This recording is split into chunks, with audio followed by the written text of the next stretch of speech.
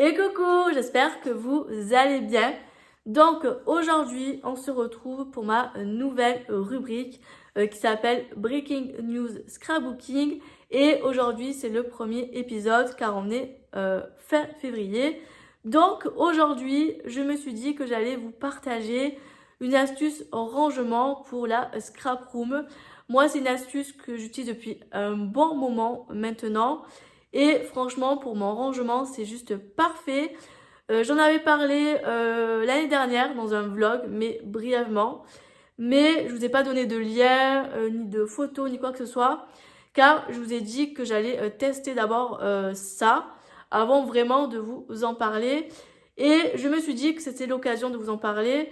Parce que franchement, comme je suis dans ma période de rangement de la scrap room, si vous avez suivi mes premiers vlogs de début d'année, vous avez dû voir que j'ai rangé pas mal la scrap room et je suis encore en train de ranger actuellement. Et je me suis dit, bah tiens, que j'allais vous partager cette astuce rangement. Donc, il s'agit d'une boîte transparente que j'ai achetée sur Shine. Et en fait, dedans, je range toutes mes Distress Oxide. Et je trouve que c'est super pratique car la boîte, elle a vraiment la bonne taille au niveau de la Distress. Et franchement, c'est super pratique. Donc, moi, j'ai deux boîtes comme ça. Donc, j'ai celle-ci et celle-ci. Donc, c'est clairement les mêmes de boîtes. Je vais vous montrer la pleine. Donc, celle-ci, vous voyez, la boîte, elle prend pas de place. Elle est toute petite comme ça. Et elle fait vraiment la taille de la Distress. Elle est ni trop grosse au niveau de la largeur, ni trop haute, c'est juste vraiment ce qu'il faut au niveau de la boîte.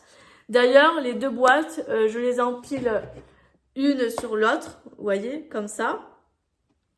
Et ensuite, je les range juste là, derrière moi. Vous voyez le petit trou là? Ben, je les range juste là. Et c'est juste parfait, ça ne prend pas de place dans le Kallax. C'est juste parfait. Et en fait, dans cette boîte-ci, je vais vous l'ouvrir. Vous voyez?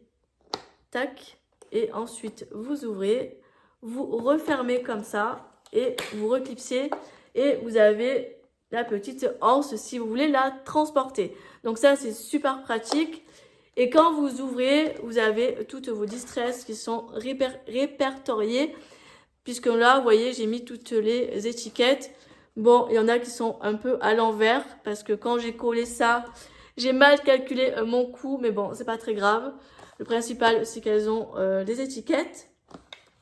Et dedans, dans cette boîte, vous pouvez ranger jusqu'à 22 Distress Oxide. Donc 22 Distress, ça fait quand même pas mal. Surtout si vous en avez beaucoup. Donc moi, j'ai quand même une belle petite collection. Bon, je les ai pas toutes de Distress. Il va falloir que je continue à faire ma petite collection. Mais si vous en avez beaucoup et que vous ne savez pas où les mettre, et que vous avez très peu de place dans votre scrap room, franchement, c'est vraiment la bonne boîte à avoir. Franchement, c'est super pratique. Je vous mettrai la petite photo ici, comme ça vous pouvez voir comment c'est sur le site. Et dans la description, je vous mettrai le lien de ces boîtes-ci, car franchement, elles sont géniales. Et la deuxième, franchement, pareil, il n'y a aucun problème, elle s'ouvre très bien. Et elle se ferme aussi très bien. Voilà. Vous voyez. Donc franchement, nickel. Bon là, c'est un peu compliqué à fermer parce qu'elle est à moitié pleine.